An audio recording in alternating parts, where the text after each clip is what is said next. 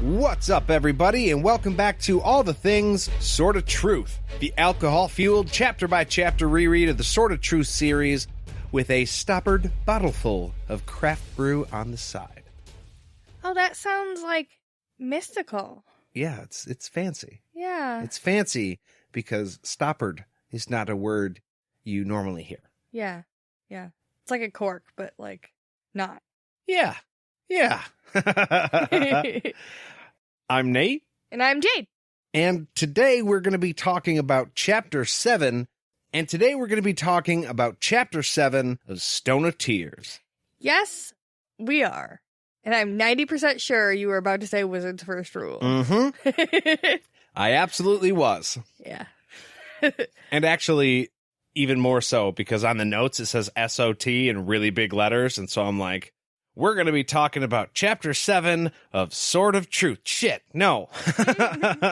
It gets me almost every time. I know. I knew it was going to be a problem. So the chapter opens up right where the last one ended, with Kahlan standing outside the spirit house, looking at the Skreeling, totally frozen in fear. Yeah. And Richard, in a total boss move, kicks the door open behind her, grabs her, shoves her inside, and then kicks it shut like he's Patrick fucking Swayze, all while drawing the Sword of Truth. So I'm assuming this door opened outside then, right? Like it opened out? It would be a real trick to see him open a door in with his foot. That's why I was like trying to picture this in my head, because like most of the time I picture doors opening in, and he was kicking a door shut from the outside, and I was, what? Yeah, I think it's like he kicked the door out, it slams against the wall, and is doing that weird shaky thing. I mean, I'm sure it's not a sturdy door like what we have here, so it wobbles a little bit after hitting the wall, and then he just kind of catches that with the backside of his foot after shoving Kahlan in. See, that makes sense. I could see that happening. One fluid fucking motion. Well, more fluid than I could do it, that's for damn sure. Yeah. So Kahlan is stuck in the spirit house, and all she can hear outside is sounds of the battle, the Skreeling hitting the wall, the sword being like all over the place, and she decides she's not gonna just sit there. Yeah, nobody puts baby in a corner. It's funny because normally you hear those things and you think to yourself, I'm not going out there. Yeah. He put me in here for a reason, so I'm not doing that. And she is the exact opposite. She essentially breaks the door down the other way now. Yeah, the door is probably pretty fucked at this point. Yeah. Once she's back outside, in the thick of things again, she draws her knife and is going to try to defend her man. And it doesn't work, because she misses right away. Yeah, the little thing is running all over the place, and he's got to be hard to hit, right? He's fast, it's dark. Richard actually manages to kick the thing, but then when he gets a shot with a Sword of Truth, he misses too. It was like, damn it, you looked so good just a second ago. But unfortunately, the Skreeling disappears into the darkness, and you've lost the bad guy. Now you have nothing to direct your anger towards. Yeah, you came out looking like a blazing hero, and then your fire just kind of went... So Richard looks in the dark. So Richard searches in the dark for the Skreeling. He can't see it anywhere because it's as black as night is. It's a dark little fucking demon thing. And it attacks him. And they end up rolling on the ground together. Now, we think this thing is probably only really a few feet tall. It's not much bigger than Rachel, if at all. And so when it charges Richard, it has to hit him low. That's probably how it got him to the ground and then grabbed him. And that's why they're rolling around on the ground in this fucking haze of claws and dirt and pain, I'm assuming. We know that it gets Richard. There is a glancing blow, and Kahlan is like, that sounded hard, like bone. Yeah. She's not a fan of what's going on right now. No.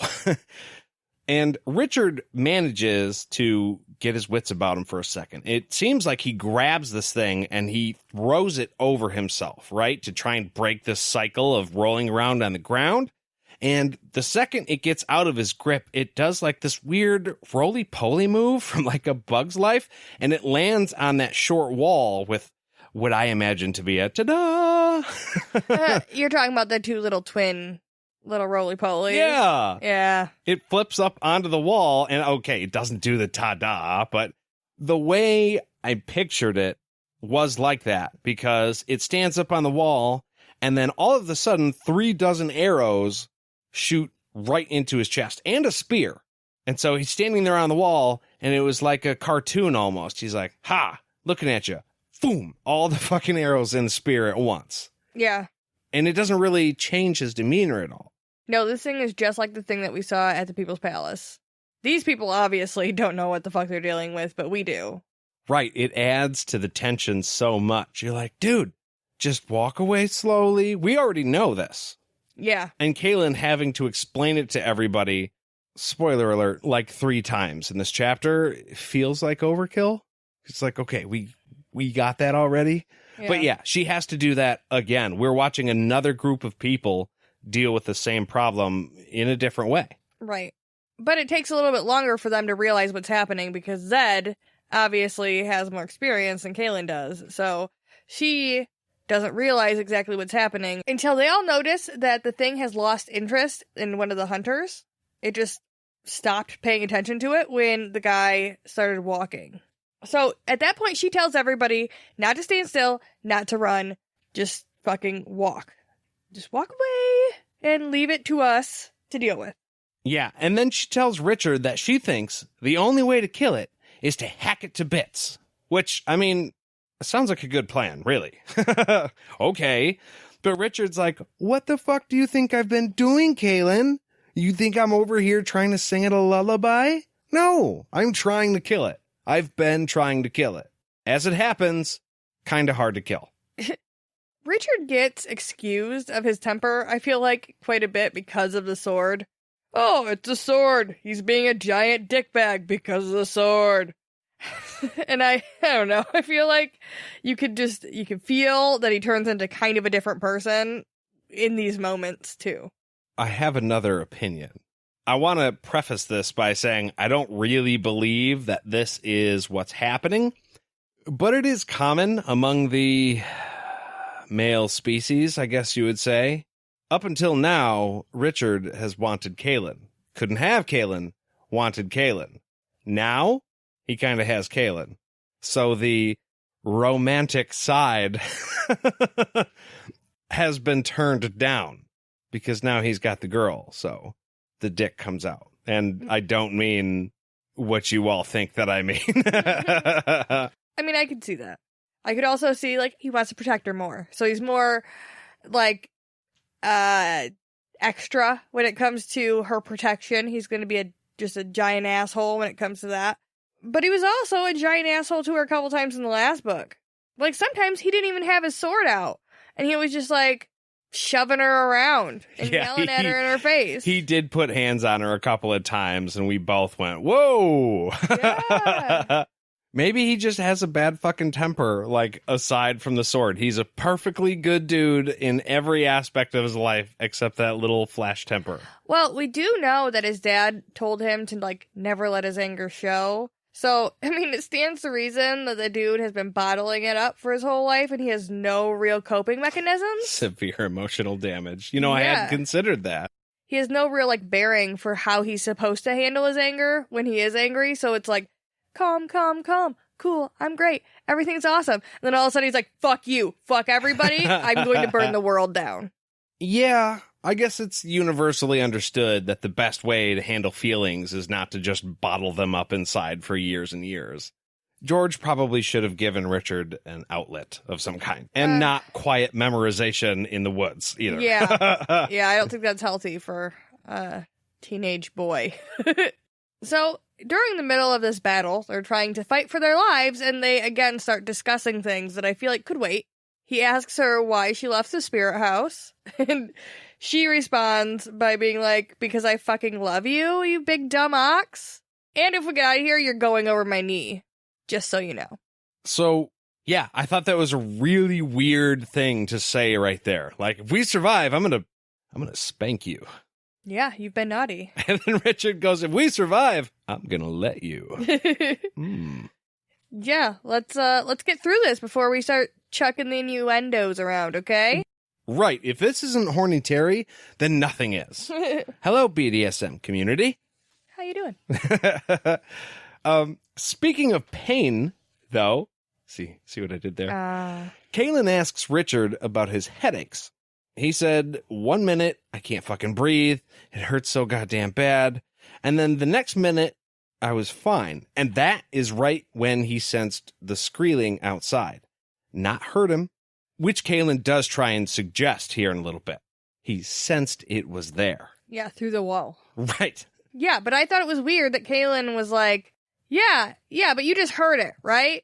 All these people have been saying that you have magic, and, like, that would be a super easy explanation for this, but it's probably, like, something else, right? Yeah, it's gotta be. It obviously can't be the thing that would be easy, because that would be easy, and we know from Zed, nothing is ever easy. Right. So, right, there you go. Can't have this check all the boxes and, have everything make sense. No. Yeah. The boxes wouldn't be empty in the first place if you had to check all of the boxes. I mean, if you don't think about it, it makes sense. Right. You got to close the box. That's what this is all about. Yeah. Right? I'm going to be brutally honest. I'm a little lost right now. Richard tells Kahlan that she needs to get behind the line of hunters. Get to safety right the fuck now. Yeah, and here's another example of when Richard just goes way too hard at the exact wrong moment. She argues, she's like, hey, I'm not going anywhere. I love you. I'm going to protect you. And he's like, do as I say right fucking now. Yep. That was not a question. That was a command. And he pushed her again. Yeah, and again with the shoving. Dude, stop. Yeah. She has authority over her own body, and if she wants to die in a squealing attack, you should fucking let her, okay? I think he was trying to, like, I'm going to be distracted if you stand over here, so you need to go over there because I need to be focused. But still, calm the fuck down, Richard. Right. Still doesn't give you an excuse. The only reason you should ever have to shove a girl is when she, tickles you. Oh, yeah? Is that the line? That's the only time I've ever pushed you away.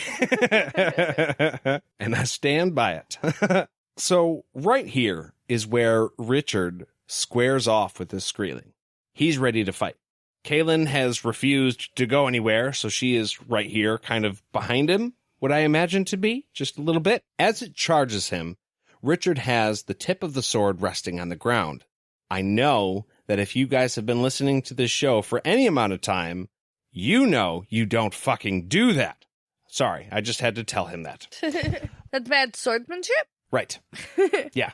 So, at this point, Richard is squaring off with the squealing. He's ready to fight. He has a sword, although the tip is resting on the ground. I believe we've covered that you're not supposed to fucking do that. But as it charges, he swings the sword. Kahlan is off to the side, right? I doubt very much that she actually went behind him like he wanted. If she's being headstrong and she's like, fuck you, I'm going to fight too.